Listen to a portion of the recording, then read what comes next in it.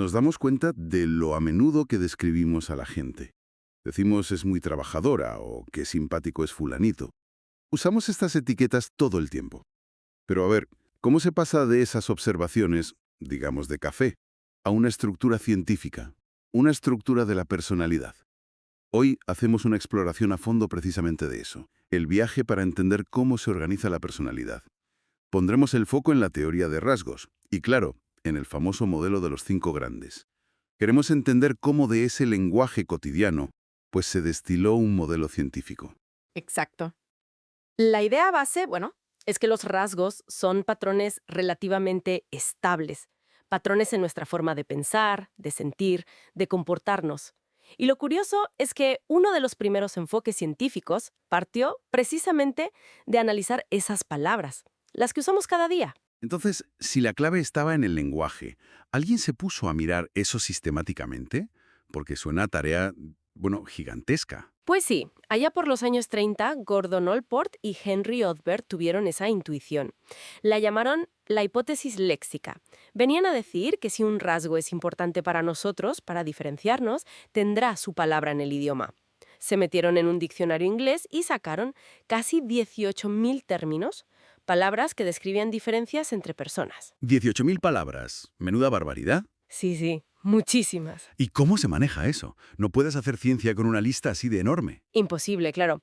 Ahí es donde entra Raymond Cattell. Fue pionero en usar una técnica estadística bastante potente, el análisis factorial, Ajá. que básicamente sirve para encontrar patrones, para agrupar cosas que van juntas, y lo usó para reducir drásticamente esa lista.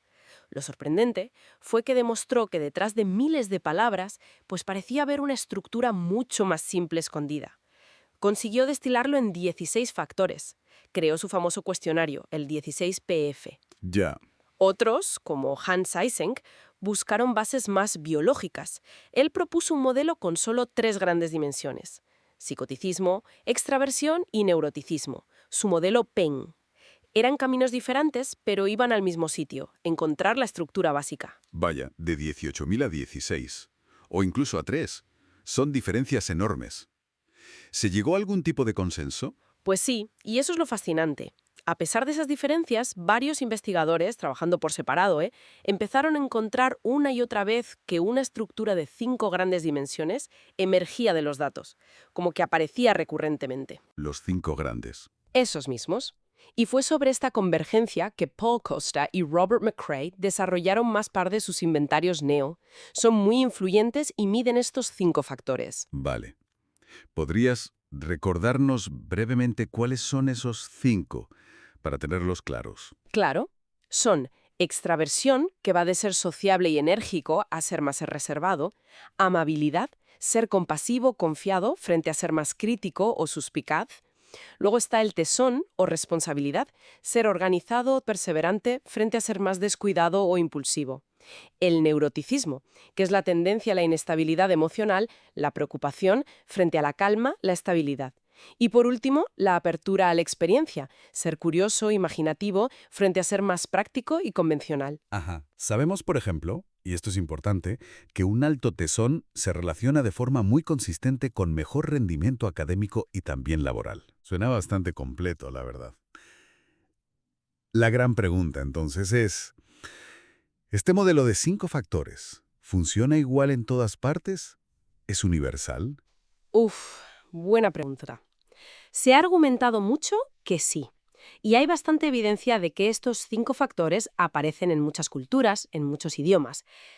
Pero, y es un pero importante, la replicación no es perfecta. Y aquí surgen críticas.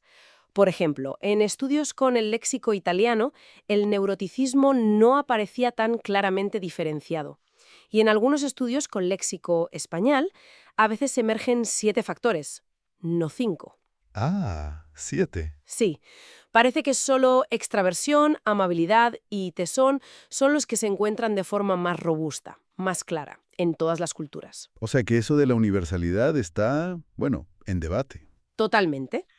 ¿Y qué implicaría que no lo fuera del todo, si no es igual en todas partes? Pues plantea una tensión muy interesante sobre qué parte de nuestra estructura de personalidad es más, digamos, biológica o humana universal y qué parte está más moldeada por el entorno cultural, por el nicho ecológico, como dicen algunos, o la complejidad social donde vivimos.